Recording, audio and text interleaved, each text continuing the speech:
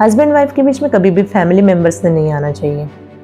अगर आपने family members को इन्वॉल्व कर लिया उस चीज़ में तो मैटर और बिगड़ने के चांसेस रहते हैं, क्योंकि अगर मान लो हस्बैंड के साइड के रिलेटिव्स हैं तो हमेशा हस्बैंड को ही साथ देंगे और वाइफ के साइड के रिलेटिव्स वाइफ को साथ देंगे। साथ सिर्फ बातों से दिया जाता है।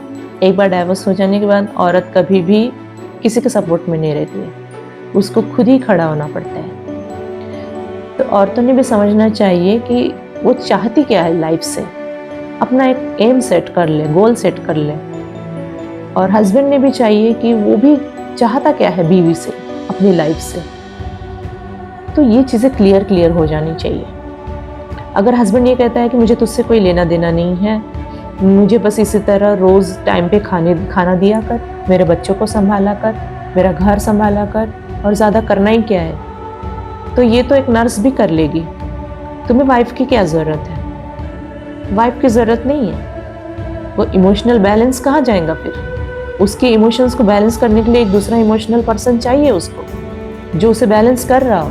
तुम्हारा हल्का है, तुम उड़ रहे हो, वो बैलेंस करना चाह रही है अपने, उसके इमोशंस के साथ उसका इमोशंस मैच नहीं हो रहा है। आप उसे एक ही चीज़ चाह रहे हो कि वो आपका घर संभाले, आपके बच्चों को संभाले, और फिर आपके फैमिली मेम्बर्स को बहुत अच्छा ट्रीट करे। मतलब इसीलिए होती है क्या वाइफ? कि उसे प्यार नहीं चाहिए होता है? उसको इमोशनली बैलेंस करने वाला कौन है फिर? औरतें इमोशंस पाने के लिए किसी और से फ्रेंडशिप कर लेगी फिर। लेकिन मर्द तो मर्द ही होता है, क्योंकि उसमें इमोशंस तो इतने होते नहीं है। तो यहीं पे तो गलती हो जाती है। आप उसको इमोशनली बैलेंस करना नहीं चाहते हो।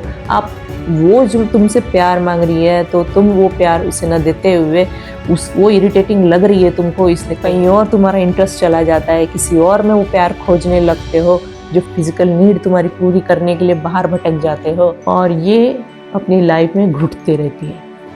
ज़्यादा से ज़्यादा क्या होगा आज की डेट में, यही होता है कि ये कहीं और जा रहा है, फिर ये भी कहीं और जा रहा है। दोनों को एक दूसरे से कोई लेना ही देना नहीं है।